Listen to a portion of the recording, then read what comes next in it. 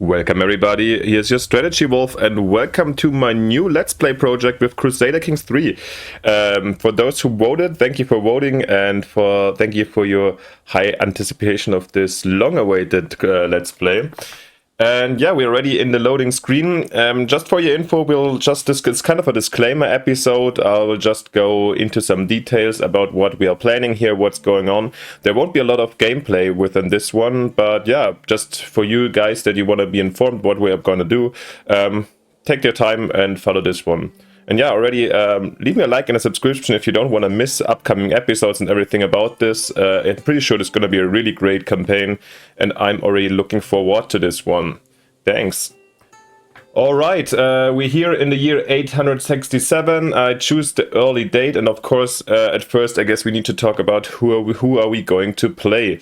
And some of you might have already considered it or guessed it, since I might spoiled it also to some extent. And I was hiking in Wales for 2 weeks, or at least 7-8 days before we continued to Northern England. And yeah, it definitely inspired me, since this is a region that is very much driven or shaped by the medieval times, both the 867 start and the 1066 start. So yeah, let's zoom in. We're going to Wales. And where we're gonna play. So I was hiking with my friends. We were hiking actually this very coastline here, the so-called Pembrokeshire coast. Pembrokeshire. Always not so 100% sure how to pronounce these things. And yeah, since I've been here, and basically this is the main part of Wales that I've seen, which was a beautiful coastline, we're gonna actually play here with Dyfed, with the given Lord Hyfriaid ap Ledric. So yeah, probably about the historical setup where we are right now and a little bit later. We're choosing the 867 scenario. There might have been also the other choice, both are really legit.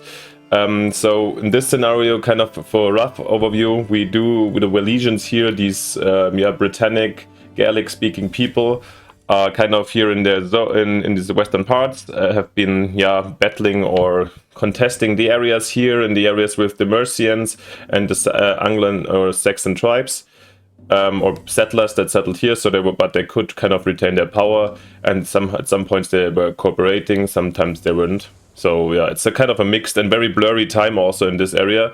At this time, of course, now we have the Viking invasion, so we have the Danish invasion here in Jorvik, as well as the Norwegians that are more around here in Ireland and on the Hebridean Sea. So a very insecure and wild times. So is the jurisdiction, so we don't know that much actually, as far as I know. Here's the Prince Roddy II, the Great of Gwynedd. He's a very famous figure because he managed to withstand both Mercians as well as Danes, or was very good in actually uniting some kind of Wales, even though it's hard to call it a Wales at this time, or if there's any feeling or sense for nationality in this area. So yeah. However, we are going to play the tiny Dyfed next to the Great Rodri, and I don't know if there's much to say about this area in that time. Probably there's, of course, known settlements. We're going to play here as, in this area, it's probably this Penfro or Pembroke, what it was later called, a town that has nowadays a mighty and impressive castle, which would have been more of a reason for the other starting period, which was actually built, to just give you some other overview right now for the other setup.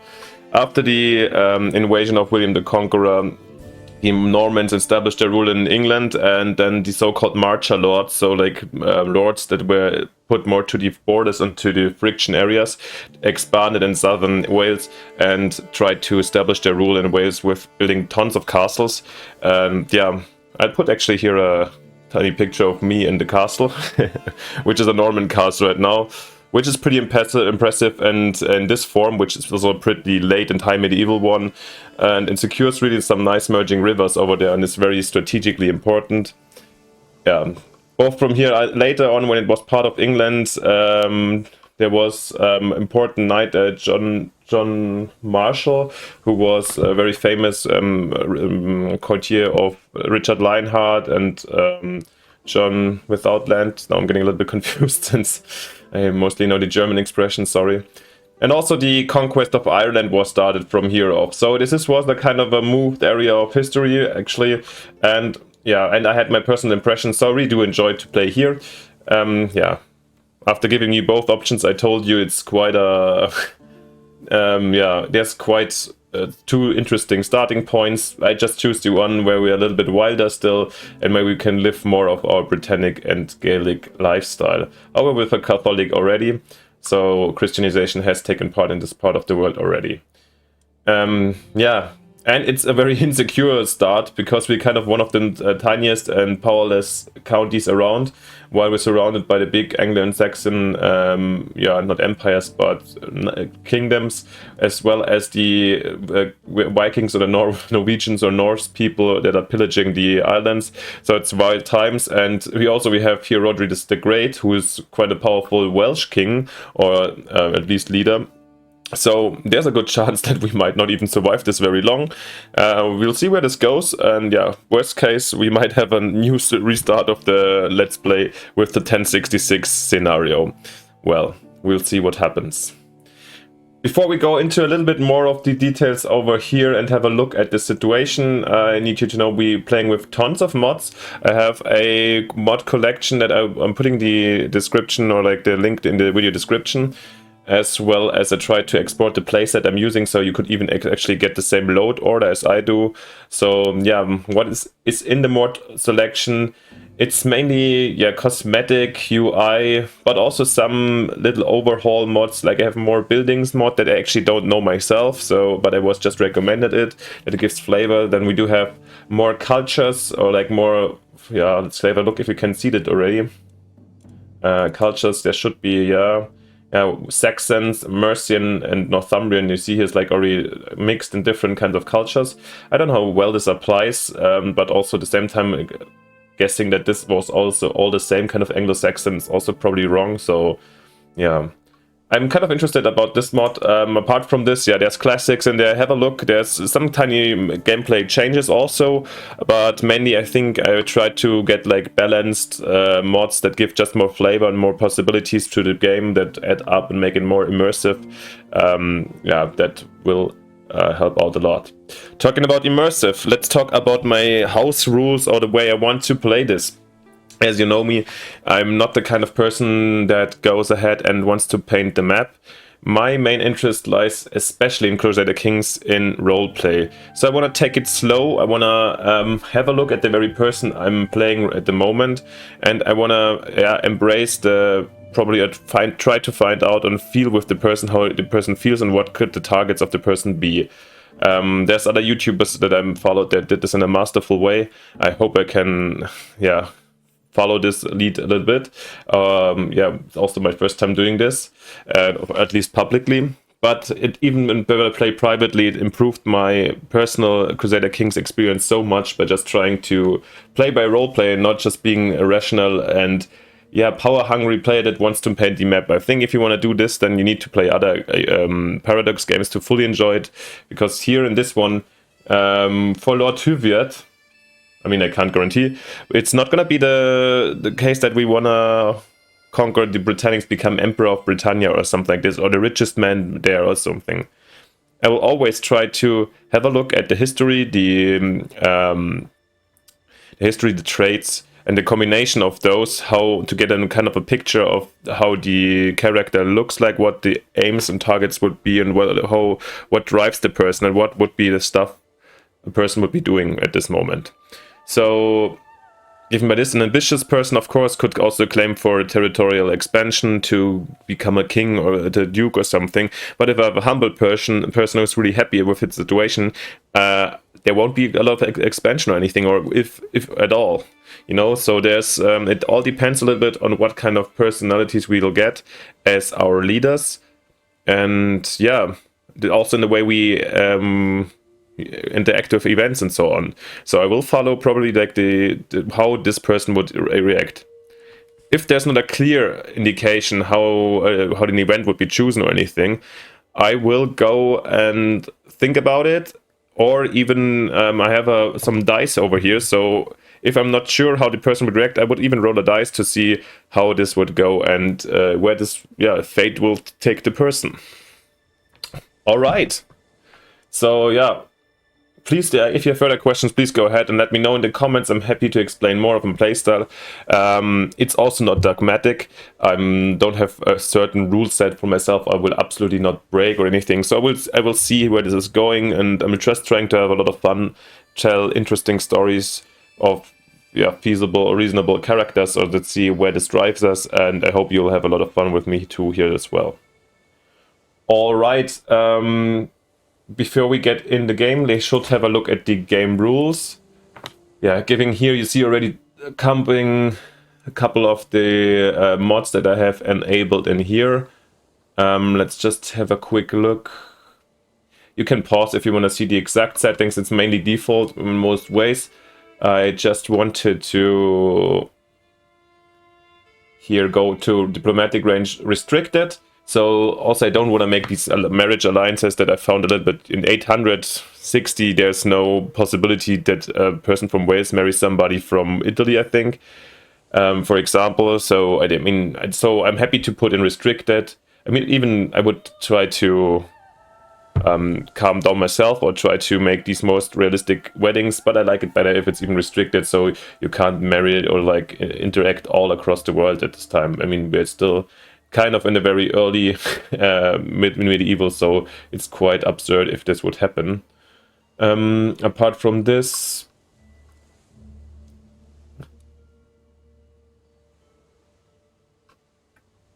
let's have a quick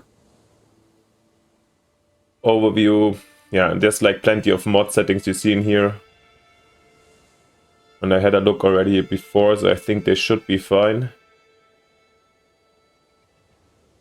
Yeah, here, more interactive vessels. I'm really excited to see this mod happening. I saw just elements of it before, so I really hope there's a lot of stuff going to be... It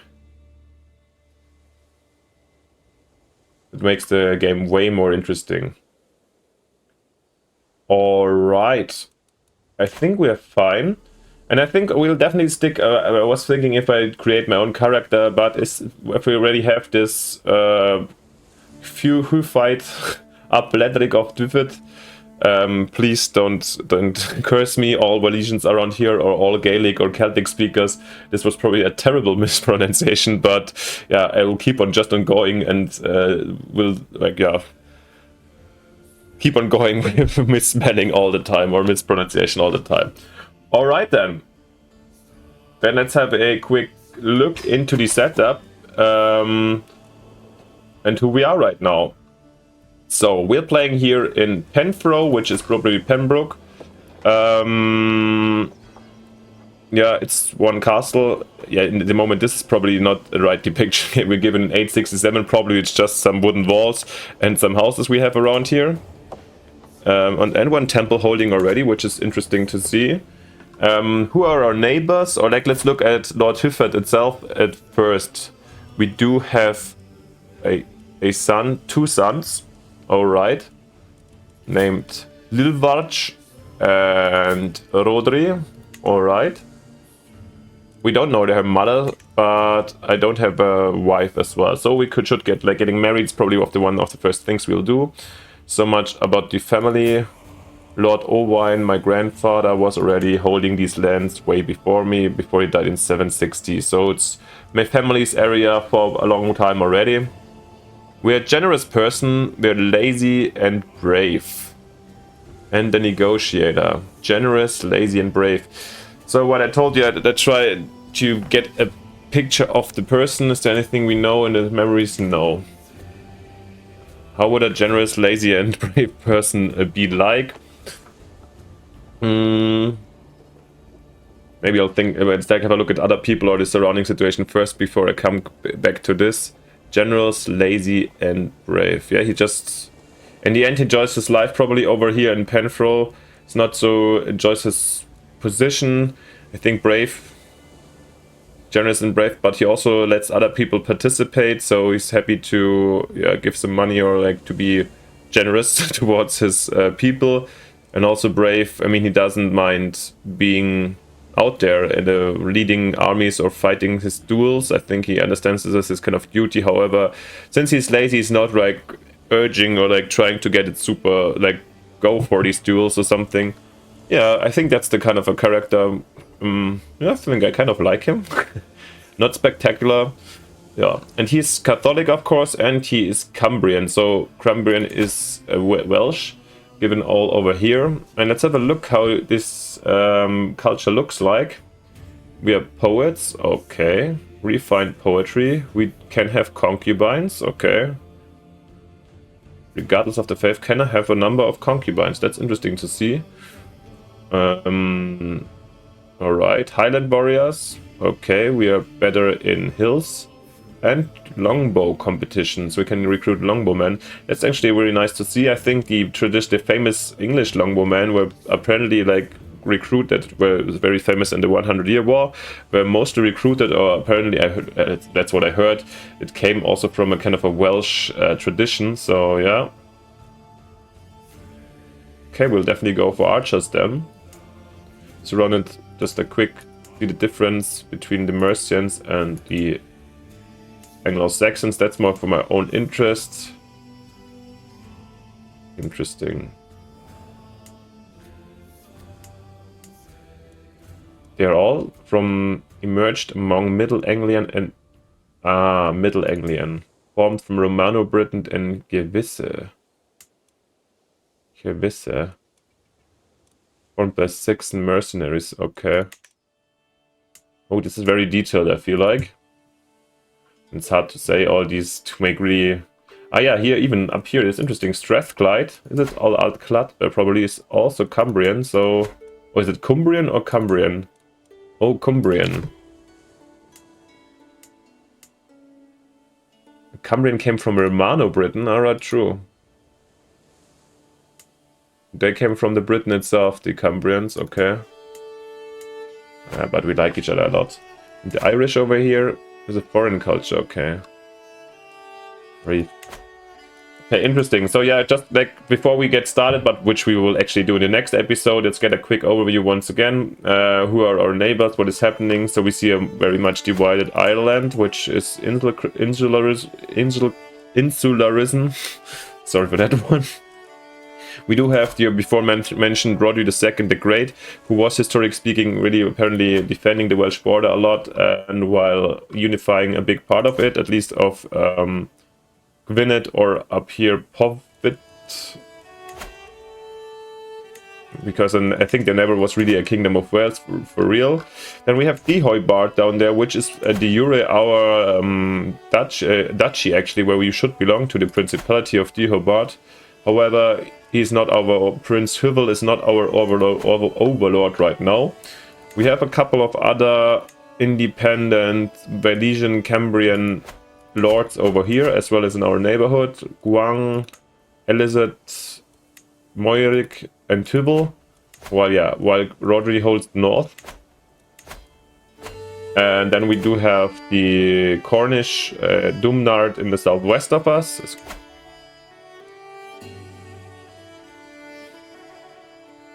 Okay. Like a lot of culture stuff going on in this one, due to the mod, I guess. Of course, we do have the Kingdom of Wessex, which historically was the one that later united the English to one.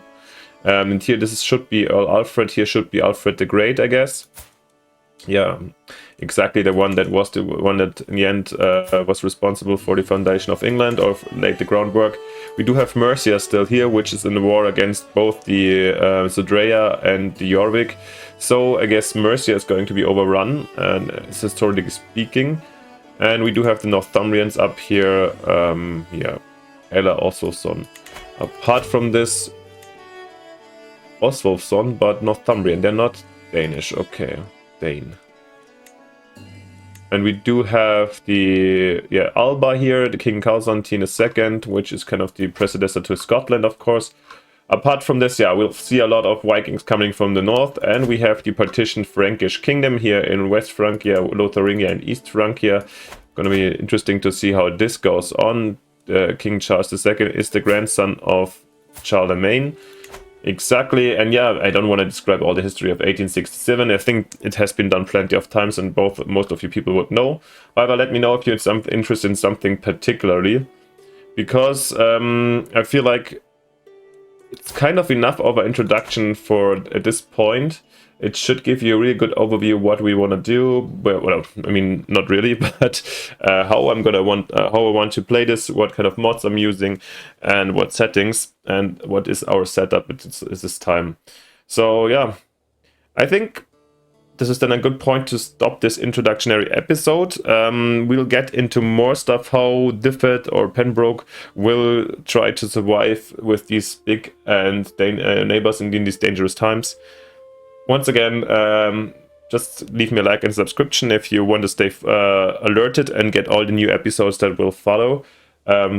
There's no end time or anything, so this might be potentially one going to 1400, but yeah, we'll see how far it goes, how long we're going to have a lot of fun with this one. And yeah, thank you for watching. Then see you with the first episode soon, and see you then. Bye. Your Strategy Wolf.